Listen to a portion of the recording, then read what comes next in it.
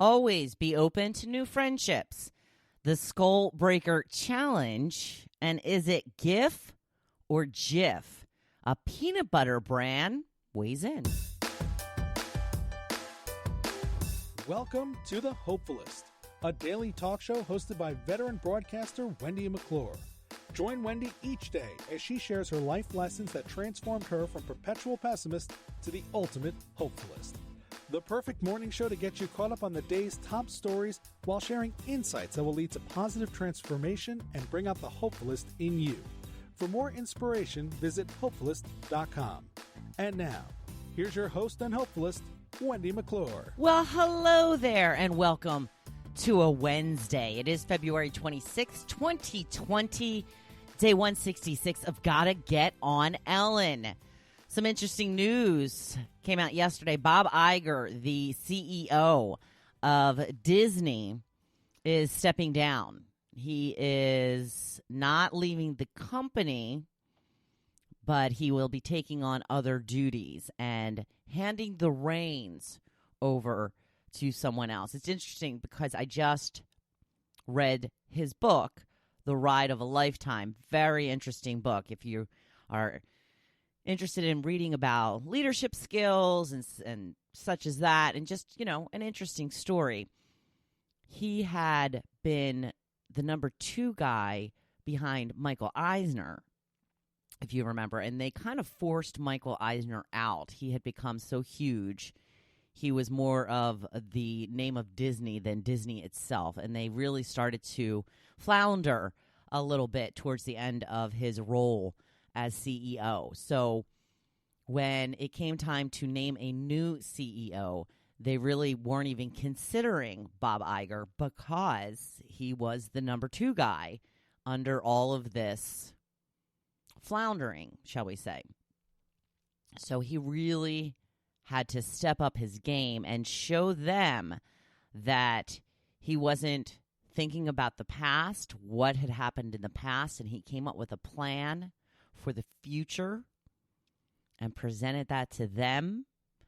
And, you know, the thing with corporate America, these things just take forever. So after months and months and months of, you know, interviewing other people and meeting with Bob and interviewing other people and meeting with Bob again, and he was finally given the title of CEO, which really in and of itself was phenomenal in the fact that they were willing to take a chance on him. He was that persuasive in his vision and his ideas on what he could do for the Disney company. And boy, oh boy, did he deliver, right?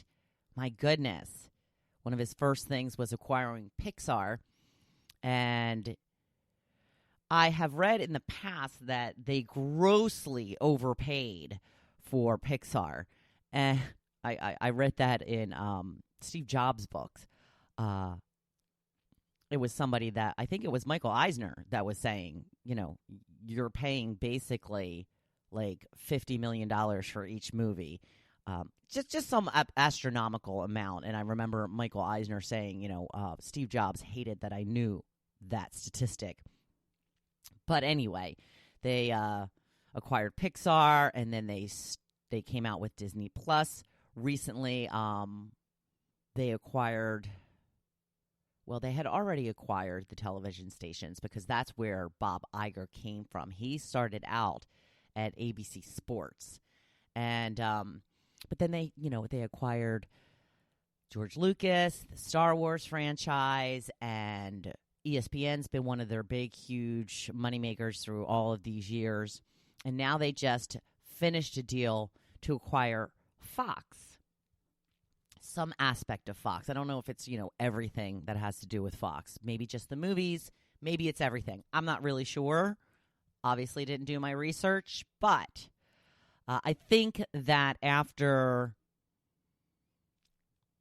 he got this deal done, he finally decided, you know, maybe it's time. Because he had said he had planned on retiring in like 2013, and it just kept getting extended. And he just wanted to finish this, and he just wanted to do that. And so good for him. He says that, you know, his new role will still be a full-time job, And he will still be getting up at 4:30 every day to get his morning routine in and then head to work.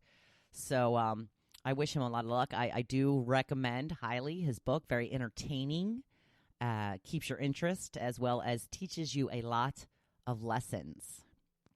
So there you go.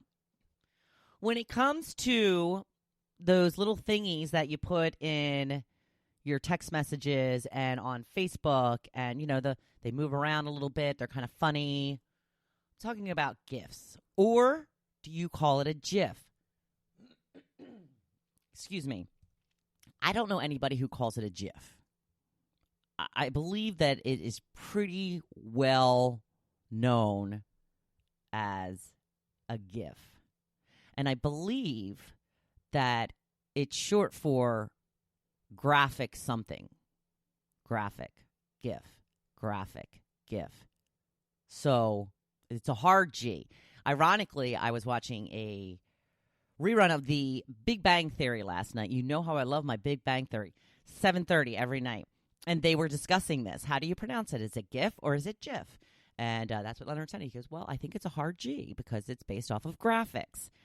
So Jiffy Peanut Butter has come out with a jar that spells their name GIF, and apparently this sold out immediately on Amazon.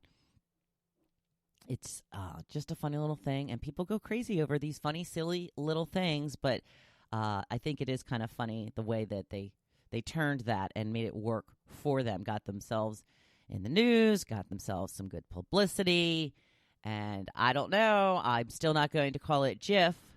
It is Jif Peanut Butter for sure, but that's spelled with a J, right? So if you want to check that out, you can find a picture of it online. Jif Peanut Butter spelled in the GIF way. I wanted to talk a little bit about the Skull Breaker Challenge.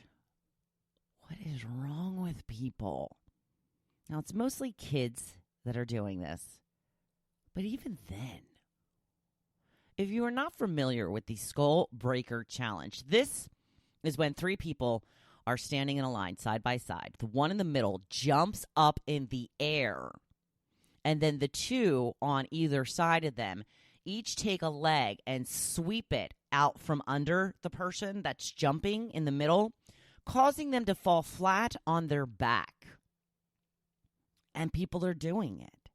People are seriously hurting themselves. People are giving themselves concussions.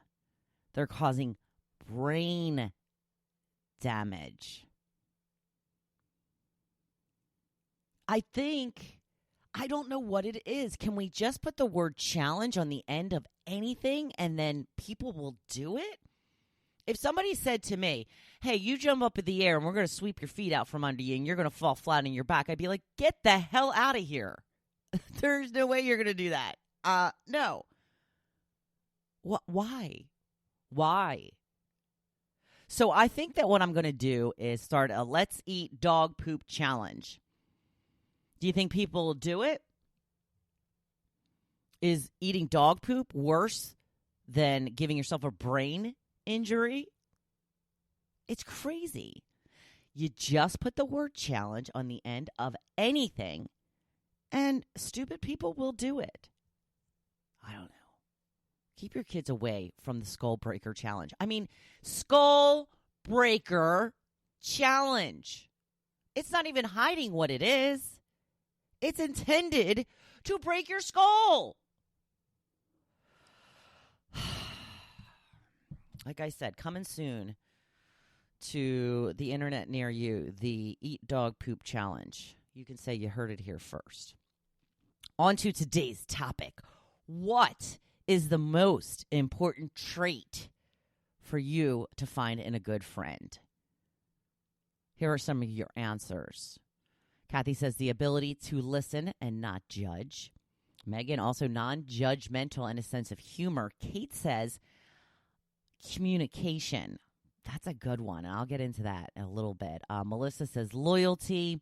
Diane says brutally honest. Roxanne says empathy. A lot of people for honesty. Now, I had thrown out to a couple of people, what if they hate your new boyfriend? Yes, I definitely want to hear that. It gets a little tricky. Because if you really like your boyfriend and you plan on marrying them, then you're always going to be around. When you see the friend that said, I really don't like your boyfriend, you're going to be like, maybe I won't have them around so much. I also asked if somebody, do they want to hear from their best friend if they hate their new haircut? They said, yes. Who else is going to tell you? Well, your hair's already cut. What are you going to do? What are you going to do? I do remember when I had cut all of my hair off at one point, I went short. I had like the little ducktail in the back of my neck, everything. Like it was short. And I liked it for about the first month. And then after that, one day I looked in the mirror. I'm like, what did you do? And I started growing it out from that point on. But I do remember a friend of mine telling me later after I had grown out quite a bit, it was probably down to my shoulders, and she's like, I'm glad you let your hair grow back out. I didn't like that haircut. I didn't like it at all. But at the time, I posted a picture on Facebook. Everybody loved it. Everybody loved it. Oh, you look so much younger, this, that, the other thing. Oh, hated it. Hated it. What else? We've got a good listener, and I believe it may have already been said, empathy. So I wanted to talk a little bit about the one person. Kate said communication.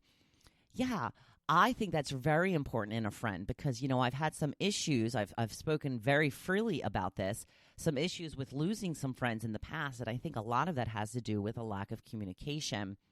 I'm always willing to put myself out there and say, hey, what's going on? What's happening? Did I do something that you're upset with me about? Like, you can always tell when something has changed in a relationship and or friendship. I had a woman that I was very close to when I was living in Pennsylvania, and we spoke almost every day. And then all of a sudden, I just sensed her pulling away from me. And at first, I was kind of like, whatever. Like, I got mad at first. But then I was like, I reached out. I'm like, what's going on? Like, we don't seem to be as close. I don't hear from you, blah, blah. I got the old, I've just been busy, blah, blah, blah. Let some time pass, reached out again. Really haven't heard from you much. Is there something going on? No. Well, clearly she just either didn't want to be my friend anymore or didn't want to address something with me that was bothering her, and it was easier for her to let the friendship go than to actually sit down and have a conversation with me about it. So communication would have been key in that particular situation. I had another friend that I lost recently because I believe, and I never got confirmation of this, but I believe that she was upset with me about something that had happened a while back. And she just couldn't get past it.